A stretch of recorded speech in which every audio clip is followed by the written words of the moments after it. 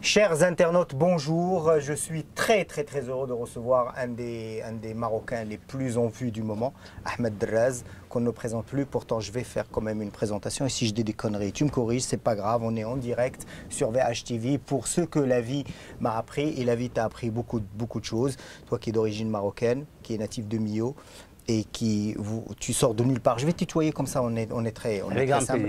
Tu sors de nulle part et aujourd'hui tu es l'un des visages les plus connus du paysage politique en France, très proche du couple Macron, président de la République française, très proche de Brigitte Macron. Première question qui me vient à l'esprit, comment Ahmed Draz, du jour au lendemain, devient un visage politique imposant? D'abord, Ahmed Draz, moi-même, tout seul, je suis rien. Je veux rendre hommage à des personnes.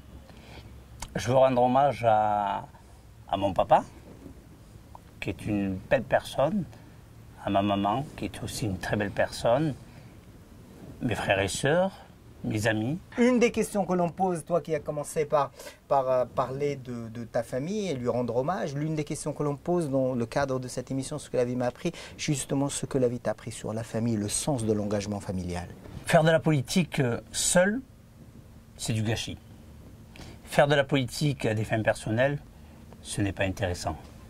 Quand on décide de faire de la politique, c'est parce que je pense que l'on doit prendre un engagement pour des gens qui sont là, derrière vous, qui vous font confiance, et vous n'êtes en somme que leur porte-voix. Okay. Et vous êtes le porte-voix de qui aujourd'hui? Tu viens de Millau, dans l'Aveyron, tu es buraliste, tu as un bureau de tabac, et du jour au lendemain, tu décides de faire de la politique. Tu peux nous expliquer comment tu as pris cette décision? Comment tu es venu sur le champ politique français, qui est dur, surtout pour un maghrébin, marocain de surcroît? Je suis franco-marocain. Ce qui veut dire que j'ai deux nations, j'ai deux patries.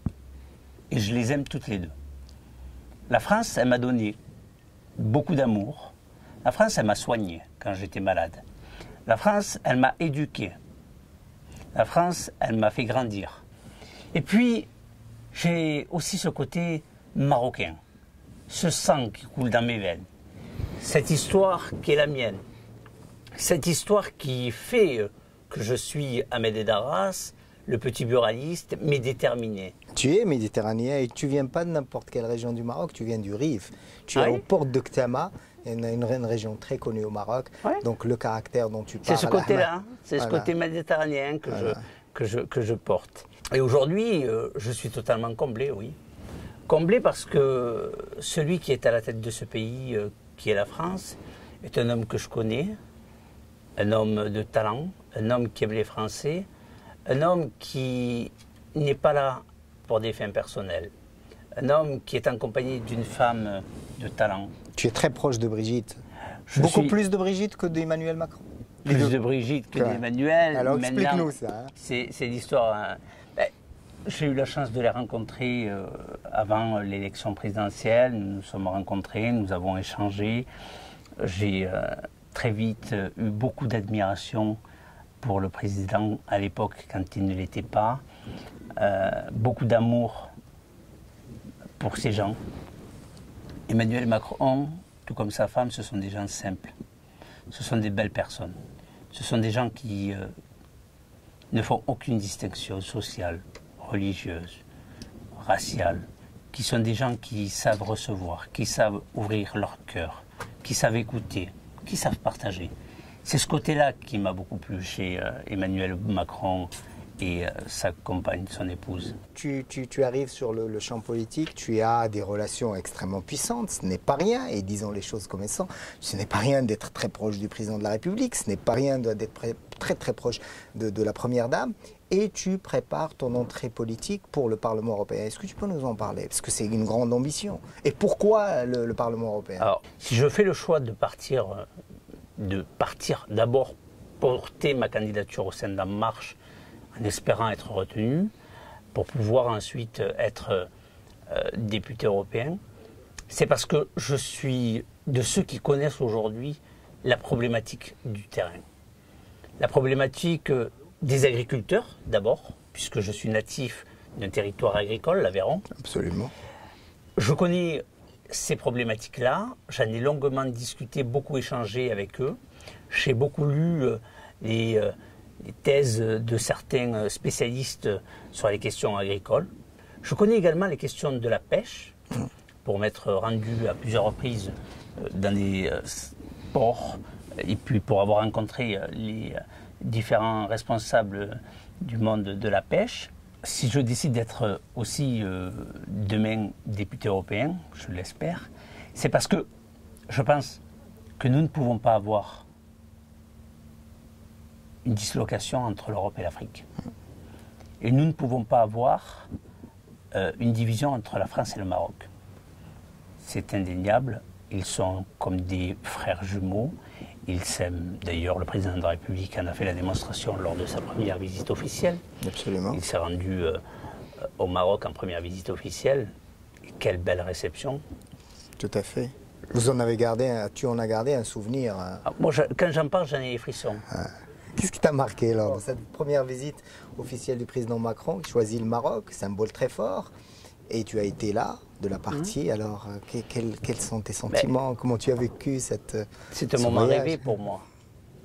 Je suis un petit jeune. Tu y as pensé quand tu étais jeune? Non. J'en ai rêvé, bien évidemment, comme chaque individu rêve à un moment donné de pouvoir servir à quelque chose. Pouvoir... Tu es jeune, 31 ans aujourd'hui? Oui, j'ai 31 ans. 31 ans, et du jour au lendemain, tu arrives au Maroc avec le président de la République française, tu es reçu par Sa Majesté le roi Mohamed VI, une magnifique réception, un séjour inoubliable des deux pour côtés. Pour moi, oui. Pour moi, ça restera un moment inoubliable. Oui. Alors, inoubliable pour quelle raison? Inoubliable parce que quand j'ai vu Sa Majesté le roi, d'abord j'ai vu un chef d'État digne de ce nom, une stature, un personnage, un homme. Un homme qui, plein d'amour, plein de joie, un homme qui a une connaissance... c'est une bibliothèque ambulante, cet homme. Absolument. Et j'ai énormément aimé cette rencontre, j'ai beaucoup... C'était la synthèse au fond de tout. La synthèse de ces deux pays... Et toi, tu en incarnes le pont finalement, parce que toi, tu es le trait d'union entre le Maroc et la France, et tu es au centre de tout ça aujourd'hui. Ça ne te donne pas des appréhensions? Tu te sens... Il n'y a pas de moment de doute dans ta vie? Bien sûr, on a tous des moments de doute. Moi, bien évidemment, je suis toujours inquiet. Alors, je ne parais pas, mais je suis quand même quelqu'un de plutôt anxieux. Je suis quand même quelqu'un... Vous savez, je suis en dessous de cette chemise. Non, je suis sûr de rien parce que je suis déterminé. C'est pas évident. Entre nous, tu penses y arriver en 2019? C'est presque sûr. Je ferai tout pour y arriver. Voilà, ça j'aime. Je ferai tout pour y arriver parce que je veux montrer un autre visage de ce que sont les mecs comme moi.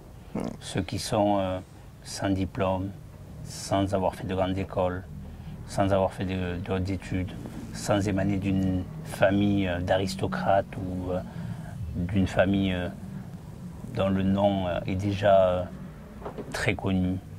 Je pense que je veux... Enfin, d'abord, je suis déterminé à y arriver parce que derrière mon mandat, si demain je l'ai, il y aura plusieurs messages. Lesquels? Celui de la solidarité, celui du partage, celui du travail, celui de la lutte contre les différences et celui de la lutte contre la xénophobie dans son ensemble. Et bien sur ces mots, on va clôturer cette émission qui est magnifique. J'ai été ravi de te recevoir, Ahmed Drez. Je connais tout l'amour que tu portes au Maroc, parce qu'on en a discuté avant cette émission. Je connais aussi tout l'amour que tu portes pour la France, qui est ton pays aussi, où tu as une grande mission aujourd'hui à accomplir. Tout ce qu'on te souhaite, c'est que des gens comme toi arrivent aujourd'hui à s'imposer pour donner le bel exemple, et surtout qu'en 2019, tu es un député européen parce que tu as le corps pour ça et la détermination. Merci beaucoup. Merci beaucoup, mon ami. Ça m'a fait plaisir.